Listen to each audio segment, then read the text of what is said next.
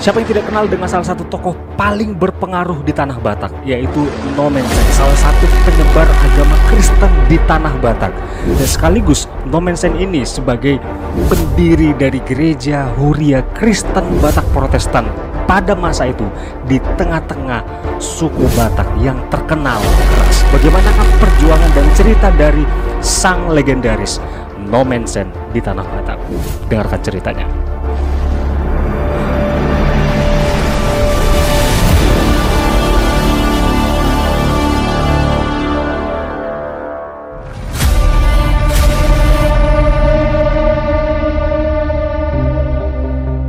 Halo, selamat datang di studioku hari ini. Hari ini aku akan menceritakan salah satu tokoh paling berpengaruh di tanah Batak, yaitu Nomensen.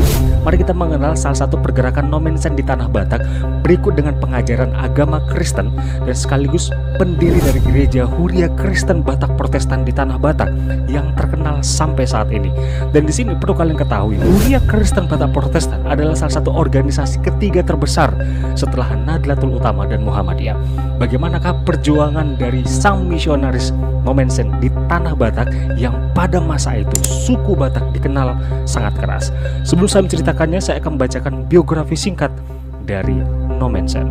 Nomensen lahir pada tanggal 6 Februari 1834 di Jerman. Nomensen ini mempunyai dua istri setelah ditinggal mati. Istri pertama adalah Margaret Caroline, meninggal pada tanggal 29 bulan 3 1887 di Jerman dikarenakan sakit keras. Ini adalah istri pertama dari Nomensen, yaitu Margaret Caroline. Dan setelah meninggal istri pertama, Nomensen menikah lagi dengan istri kedua, Kristen Hider, meninggal pada tanggal 26 bulan 7 1909 karena sakit keras. Meninggal istri kedua di Sigumpar, Toba. Oke, dan di sini profesi utama dari Nomensen adalah seorang pendeta dan sekaligus misionaris yang ditugaskan di tanah Batak. Dan di sini akhir dari biografi singkat dari Nomensen. Nomensen meninggal pada tanggal 23 Mei 1918 di Sigumpar, Toba. Karena kematian dan perjuangan sang legendaris misionaris Nomensen, ia dijuluki sebagai Rasul di tanah Batak. Ini adalah biografi singkat dari Nomensen yang terkenal, yang paling berpengaruh di tanah Batak. Saya akan menjelaskan dan menceritakan perjuangan Nomensen pada saat ditugaskan untuk melayani di tanah Batak.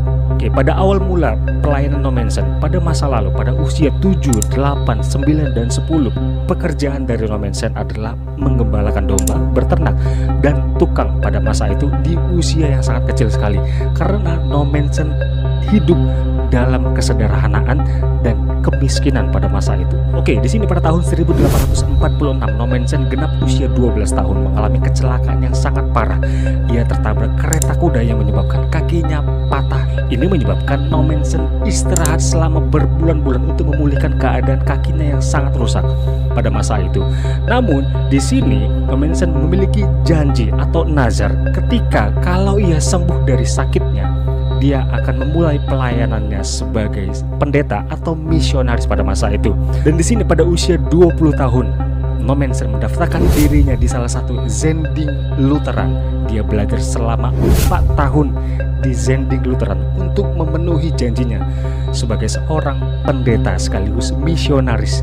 Dan di sini Nomensen masuk dalam salah satu organisasi misionaris. Nama misionarisnya adalah RMG, Rhenish Missions Grimsis Kav, dan dinyatakan Nomensen lulus. Dan karena kelulusan dari Nomensen, akhirnya Nomensen pun ditahbiskan menjadi pendeta pada tahun 1861. Dan di sini setelah Nomensen ditahbiskan sebagai pendeta, ia ditugaskan untuk memulai pelayanan dan misi penginjilannya di tanah Batak, yaitu di Sumatera. Dan di sini Nomensen memulai untuk pertama kalinya mendaratkan kaki di Indonesia, yaitu di Sumatera pada tanggal 18 Mei 1862 di Padang. Dan setelah sekian lama berada di Padang, akhirnya Nomensen pun melangkahkan kakinya untuk memperluas pelayanan penginjilannya.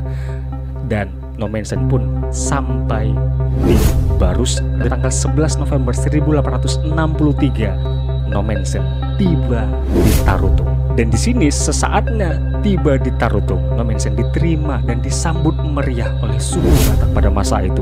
Dan ini menjadi awal permulaan dari Nomensen untuk memperkenalkan agama Kristen yang dibawa-bawa Nommensen pada saat penginjilan di Tanah Batak.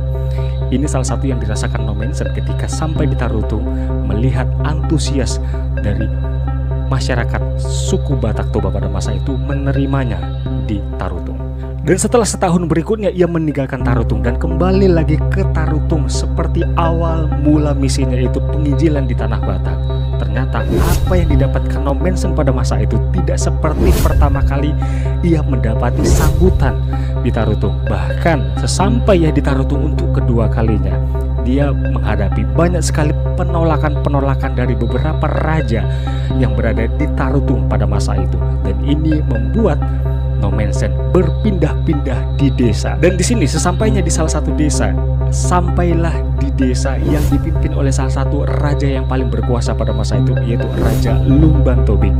Di sini Nommensen dipimpin dan diterima sangat baik di desa tersebut. Namun di sini Nommensen melihat suku Batak pada masa itu diserang wabah penyakit yang sangat mematikan, yaitu kolera. Metode alami yang dipakai Nommensen adalah hemopati, yaitu menggunakan bahan-bahan yang diambil langsung dari hutan untuk mengobati wabah penyakit kolera yang menyerang desa pada saat itu.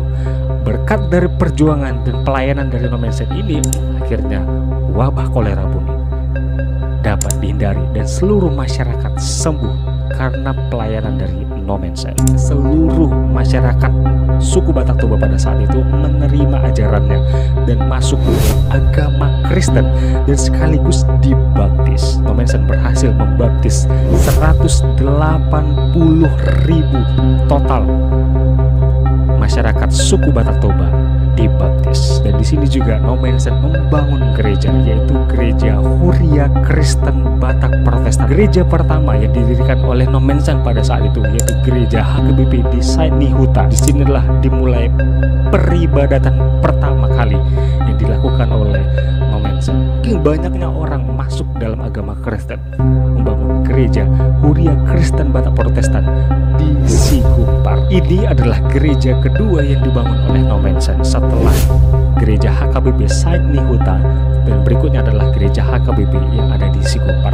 Ini adalah perjalanan atau perjuangan dari misionaris Nommensen di Tanah Batak. Dan di sini perlu kalian ketahui, perjalanan dari Nommensen ini untuk menjelajahi dan menyebarluaskan agama Kristen di Tanah Batak tentu tidak mudah. Banyak sekali halangan-halangan, termasuk salah satu raja-raja yang menolak atau bertentangan terhadap pengajaran dari Nommensen, yaitu melakukan pengajaran agama Kristen pada masa itu. Dan sampai saat ini gereja Huria Kristen Batak Protestan salah satu menjadi gereja yang paling eksis dan berhasil. Dan sampai saat ini Huria Kristen Batak Protestan adalah salah satu terbesar, ketiga terbesar setelah Nahdlatul Ulama dan Muhammadiyah.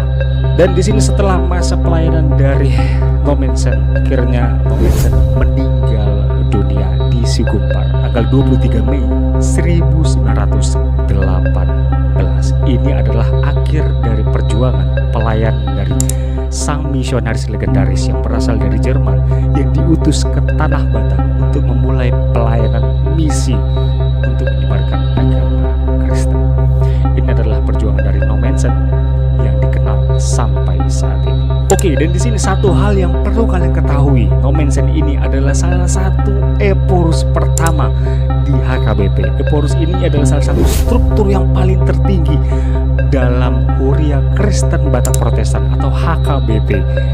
Nommensen adalah Eporus pertama di HKBP. Dan di sini juga selama 57 tahun Nommensen berprofesi sebagai pendeta di Tanah Batak yang terkenal pada masa itu.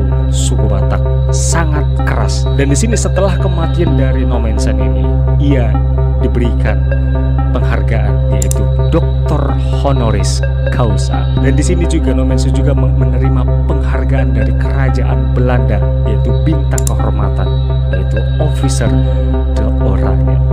Ini adalah perjuangan dan perjalanan dari Nommensen ketika berada di Tanah Batak untuk mengemban misinya sebagai pendeta sekaligus misionaris untuk menyebarkan agama Kristen pertama di Tanah Batak. Ini adalah perjalanan dan pelayanan dari Nommensen, sang legendaris misionaris. Dan berakhir sudah video hari ini, kita jumpa di next video selanjutnya. Saya akan menceritakan hal-hal yang mungkin kalian tidak ketahui, saya akan menceritakannya untuk kalian. Terima kasih sudah menonton.